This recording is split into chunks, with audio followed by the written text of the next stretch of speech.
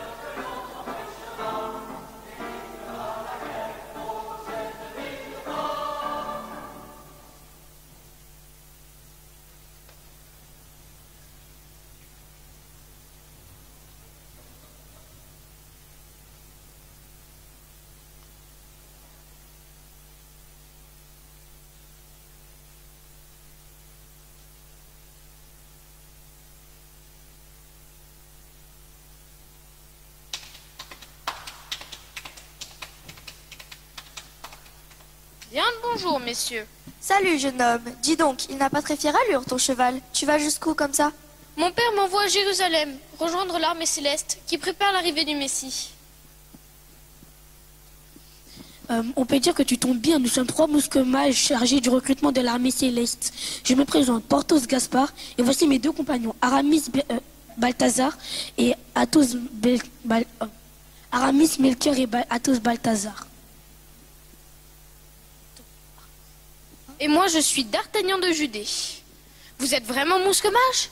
Quelle veine alors? Accepterez-vous mes services? C'est-à-dire que je ne suis pas certain que nous ayons le droit de te faire entrer dans la compagnie. Nous allons devoir régulariser ça avec monsieur de Tréville quand nous serons à Jérusalem. Mais les temps sont durs et nous avons besoin de main forte. Nous allons faire ça rapidement. Es-tu prêt à te battre? Je viens à Jérusalem avec 4 écus dans ma poche et je suis prêt à me battre avec quiconque me dira que je ne suis pas en état d'acheter le grand temple. Ça va faire du monde à combattre, car si l'on en croit ta mise, peu de personnes t'en croiraient capable. Mais tu as du tempérament et j'aime ça. Es-tu prêt à mourir pour l'armée céleste? Je ne tiens pas assez à la vie pour craindre la mort. Es-tu prêt à t'engager pour qu'on se soutienne et qu'on se protège en toutes circonstances? Tous pour un pour tous. C'est la devise des mousquemages. Voilà qui est bien parlé. On t'engage. Allez, tiens, enfile ce chapeau et allons rejoindre la compagnie.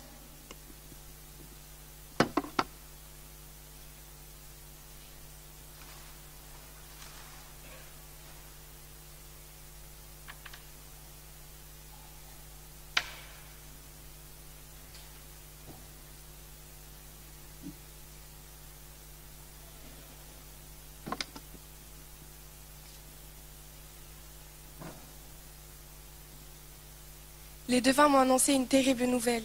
Le Messie, le nouveau roi des Juifs, va naître à Bethléem dans les prochains jours d'une descendante d'Aaron. Ce nouveau-né va menacer mon règne. Il faut faire quelque chose. Cela ne va pas être simple. Les naissances sont nombreuses.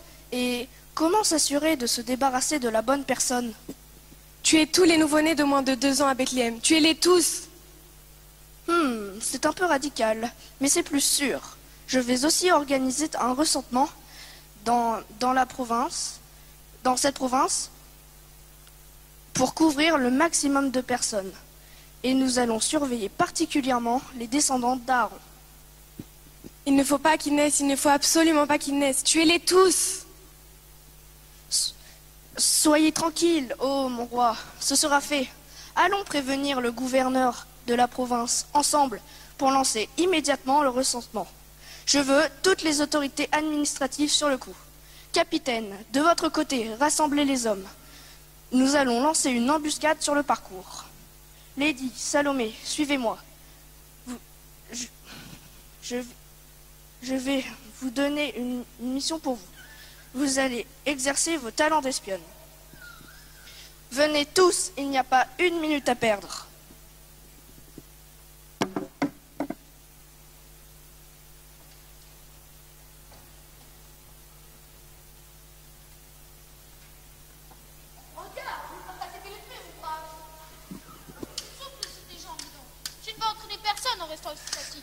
Je n'insolent en dire ça au meilleur bretteur de la compagnie. Je vais t'en montrer, moi, du jeune jambe. Allez, en garde.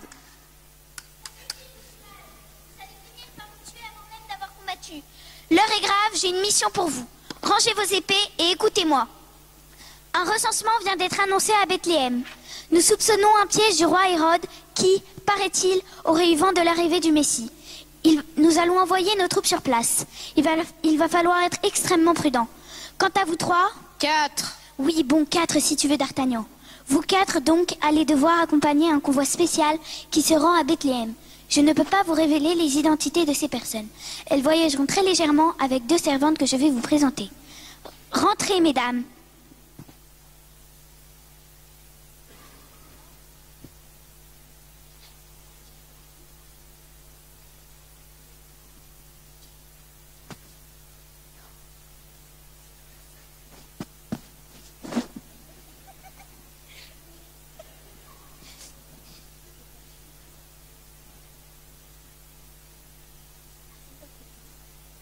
Mesdames,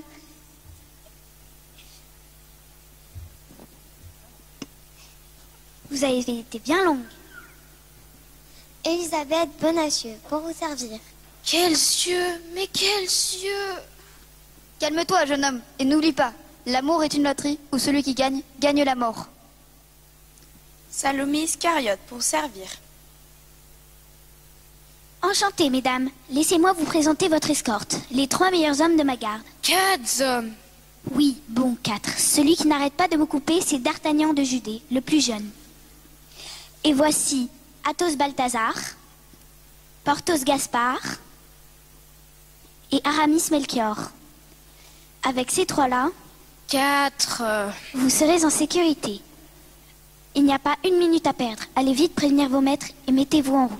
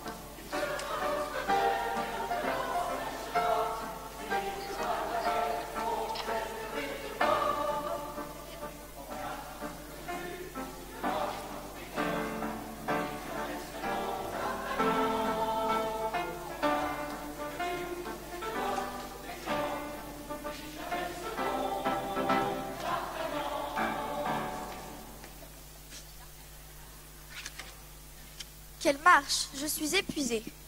Je propose une pause. Tu proposes ou tu ordonnes? On ne demande que des conseils pour ne pas les suivre, ou si l'on les a suivis, que pour avoir quelqu'un à qui l'on puisse faire le reproche de les avoir donnés. J'ordonne donc la pause à table. Installons-nous là.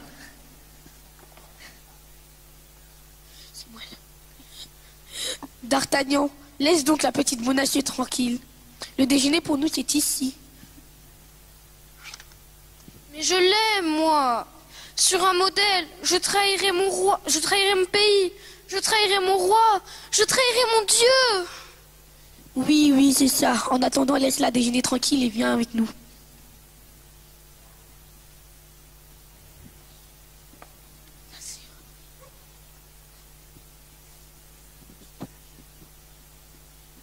Oh, je suis toute fourbue. Moi, ce n'est vraiment pas une condition pour les voyages et ce secret qui me pèse.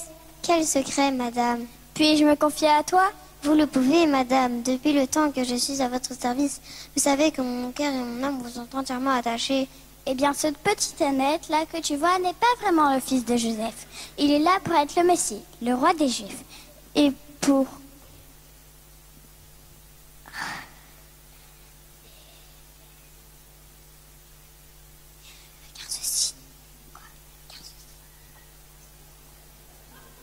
Regarde ce signe que les devins m'ont donné.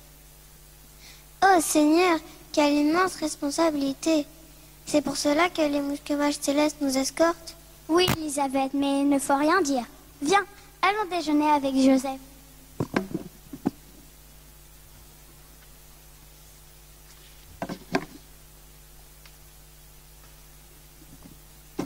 Assez paressé, mousquemage. La route est encore longue. Il faut se remettre en marche. D'Artagnan, c'est quoi ce boîtier que tu tripotes tout le temps?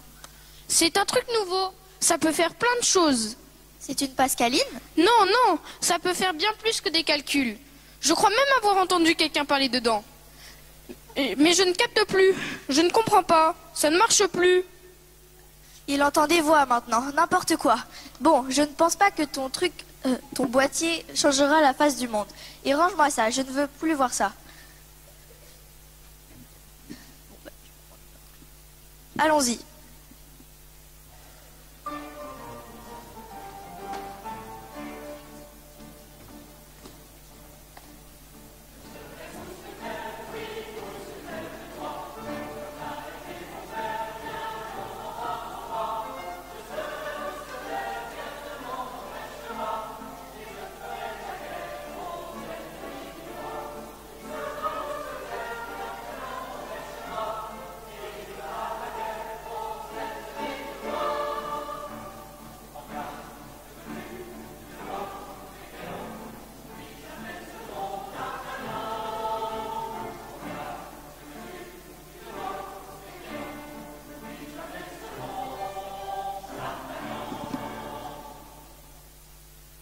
Ce sont les mousquemages que je vois là-bas dans le fond et qui arrivent. Le plan a fonctionné. Vite, vite, cachez-vous.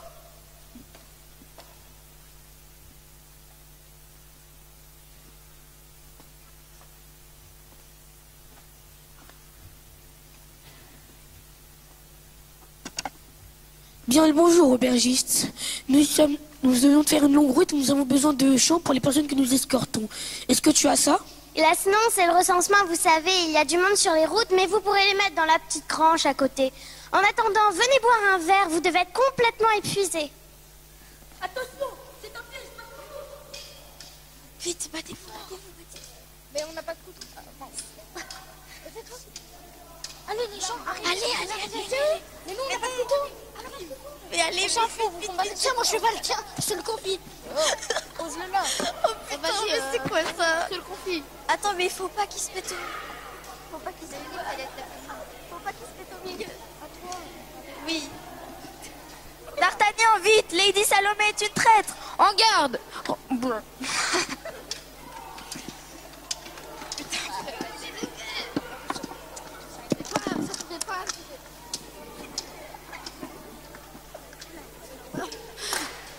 En garde. Rendez-moi cette colombe, traîtresse. Lady Salomé s'est enfuie, mais j'ai récupéré la colombe. Nous gagnons, ils sont dans des routes.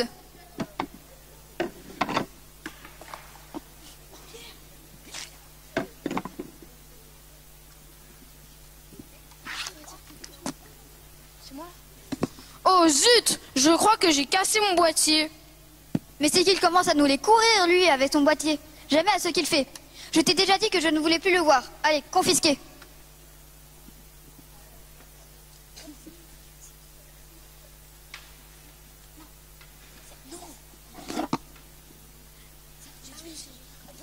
Marie accouche. Oh, le sauveur est en train de naître. Ah non. Ah bah c'est malin. Tu vois, je l'aurais bien posté dans mon boîtier, moi, cette news. Mais bon, quelqu'un me l'a confisqué. Oh, allez, allons. Ne fais pas ta mauvaise tête pour un simple jouet, D'Artagnan. Je suis sûr que le roi aura vent de cette nouvelle, avec ou sans réseau. Pour l'instant, réjouissons-nous plutôt de l'arrivée du Sauveur et de l'amour infini de Dieu. Gloire à Dieu dans les cieux et paix aux hommes de bonne volonté.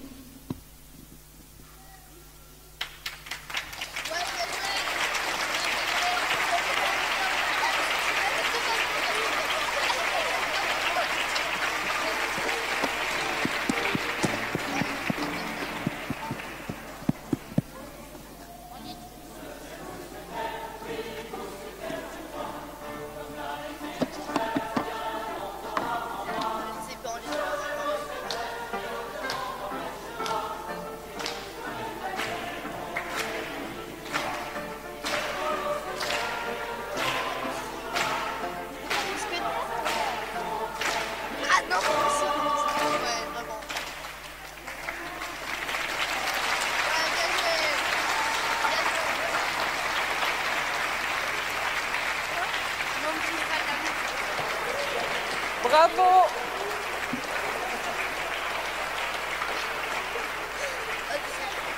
Mais non, c'est bon là.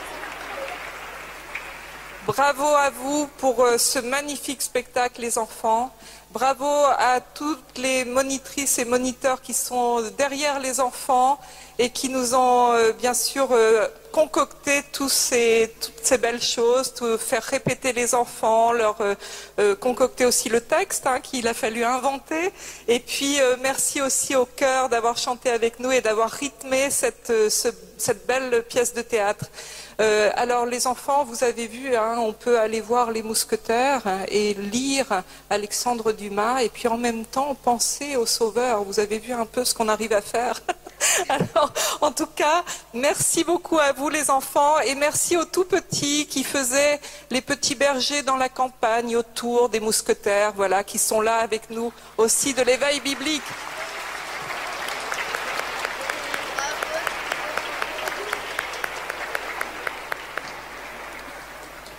Voilà, je voudrais faire venir les monitrices et moniteurs devant cette fois-ci. Si, vous êtes très timide, mais je crois qu'il faut vraiment le faire. Parce qu'il faut vous remercier et remercier aussi tous les parents qui font que ce soit possible. Voilà.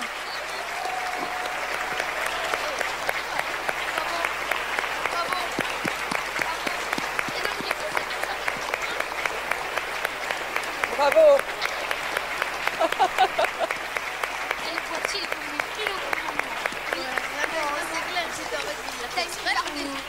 Voilà, sans les personnes qui s'engagent pour les enfants et qui sont constamment là avec eux dans les séances d'éducation biblique, il n'y aurait pas cette énergie-là.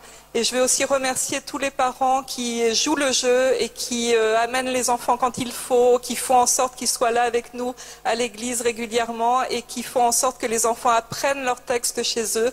Et voilà, et donc merci à vous tous de participer à ces beaux moments. Merci.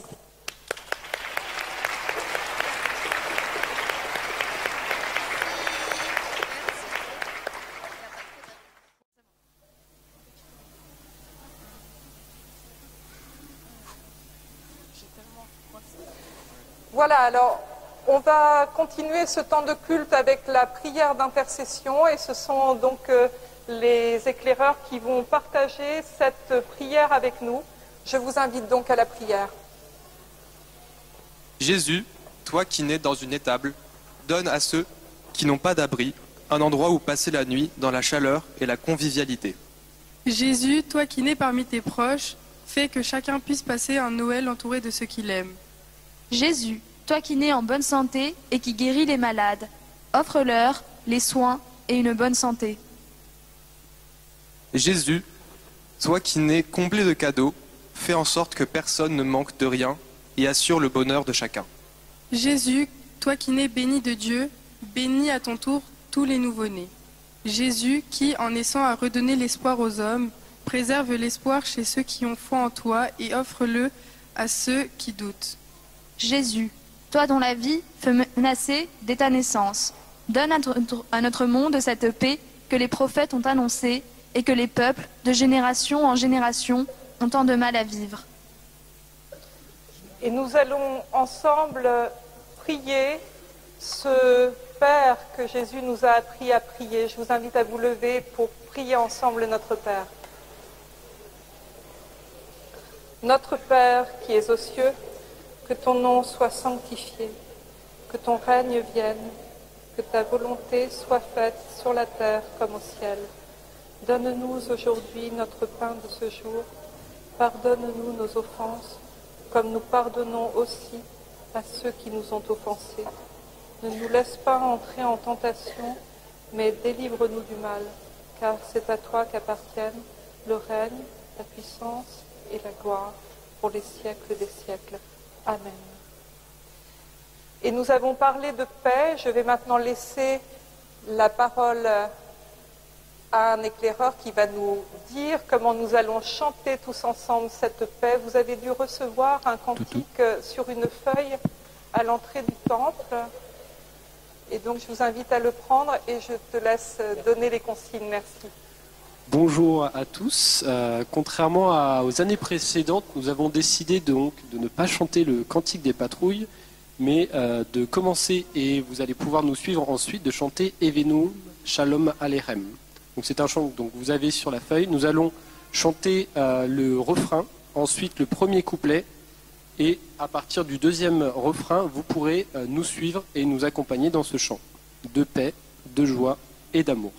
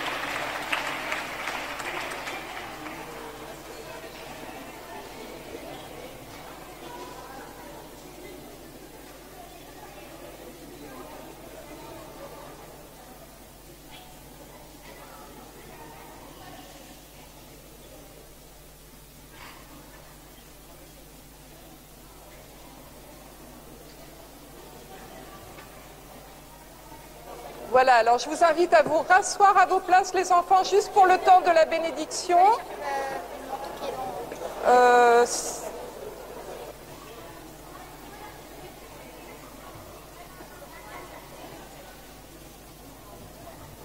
Voilà, et on va recevoir ensemble une bénédiction dans ce lieu, tous ensemble. Les enfants, vous restez dans les stalles comme vous étiez très bien.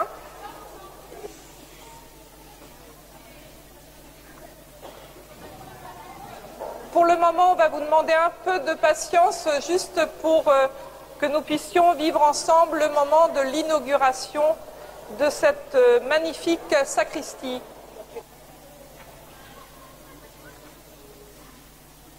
Alors David, il n'y aura pas exceptionnellement de morceaux de fin pour, pour la suite des festivités, c'est plus simple aujourd'hui. Merci en tout cas à toi pour cet accompagnement aujourd'hui.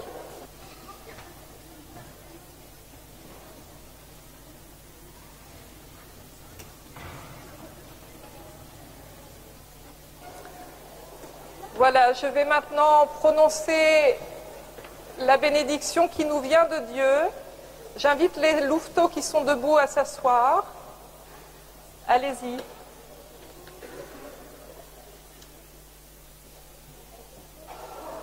Voilà, asseyez-vous. Une bénédiction, c'est quelque chose qui vous dit du bien et qui vous souhaite du bien. Et le sens de ce que je vais faire aujourd'hui, tout de suite, c'est de vous souhaiter de la part de Dieu tout le bien qu'il veut pour vous et pour votre vie et pour tout ce que vous avez envie de faire dans cette vie.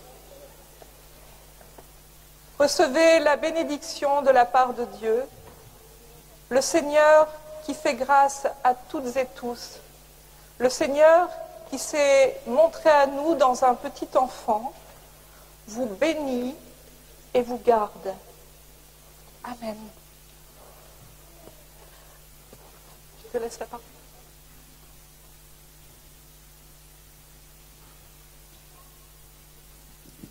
Donc j'appelle Karen Tayeb auprès de moi. Donc Karen Tayeb est la maire adjointe en charge de plein de choses, notamment du patrimoine et des relations avec le culte. C'est grâce à Karen que juste avant le Covid, il y avait une réunion avec le mandat d'avant, et puis le courant est passé. Je lui ai expliqué ce que voulait faire la nouvelle mandature.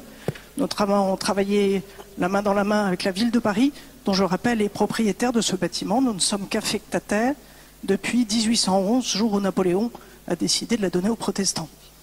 Donc le courant est passé, le Covid aussi. Donc, mais ça nous a un peu ralenti dans nos projets. Nous avons très vite aussi très bien attaché une très bonne relation avec monsieur le conservateur de la Coarc, Stéphane Alavena, avec lequel je travaille maintenant main dans la main depuis plus de 2 ans. C'est grâce à lui que nous avons restauré tous les vitraux, en terminant 50% en dessous du budget, avec une participation de la ville de 43% également, je tiens à le signaler. Et on avait, souvenez-vous, près de 300 points de casse.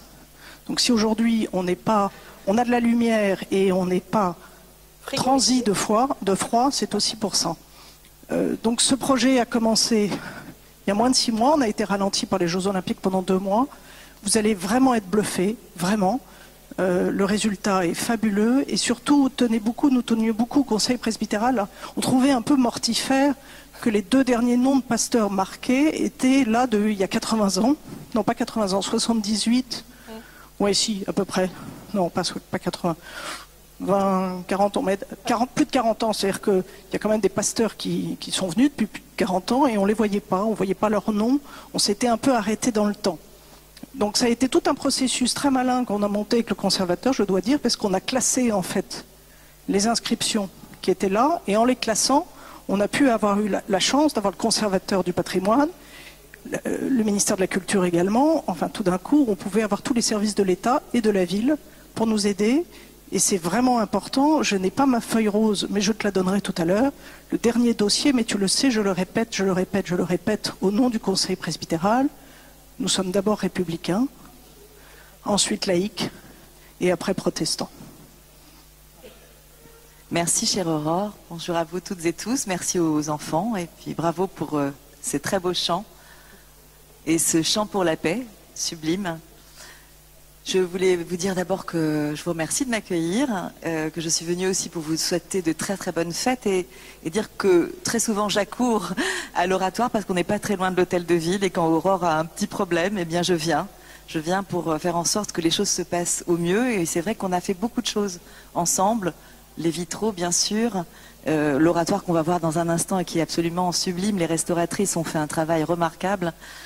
Et puis aussi vous dire combien on est attaché aussi à l'histoire des protestants de Paris, et qu'avec Ariel Veil et Laurence Patrice, non loin de là, on a fait un jardin qui porte la marque indélébile de la Saint-Barthélemy. Et pour nous, c'était très important que l'on marque dans l'histoire vraiment ce moment qui a été terrible et qu'on n'oublie pas.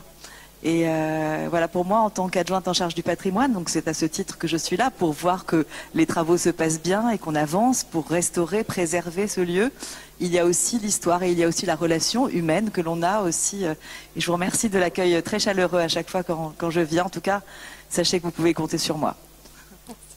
Merci infiniment. Pour ceux qui n'étaient pas là en février 23, c'est aussi avec la même équipe que nous avons tenu à rendre hommage au pasteur Vergara, à Suzanne Spack, à Marcel Guillemot. Nous avons eu, Ariel Veil va nous rejoindre, maire de Paris-Centre.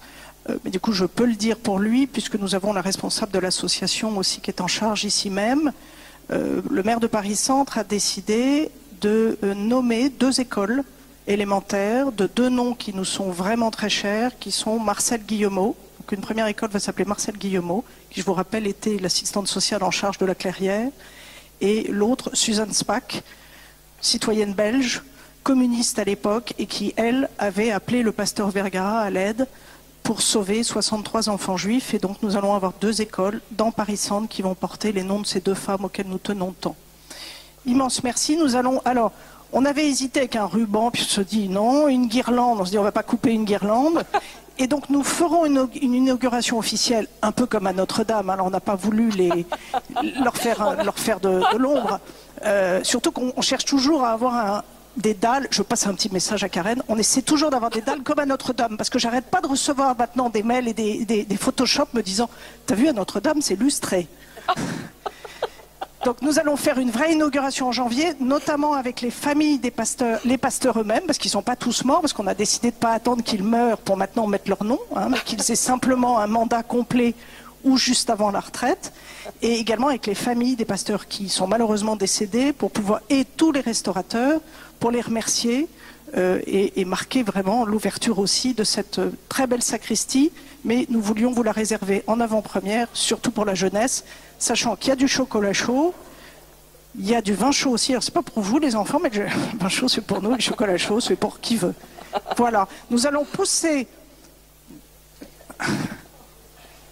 la porte, je te passe le micro. Comment est-ce que les friandises pour les enfants dans ton bureau? Non, elles sont descendues là. Tu les as sorties.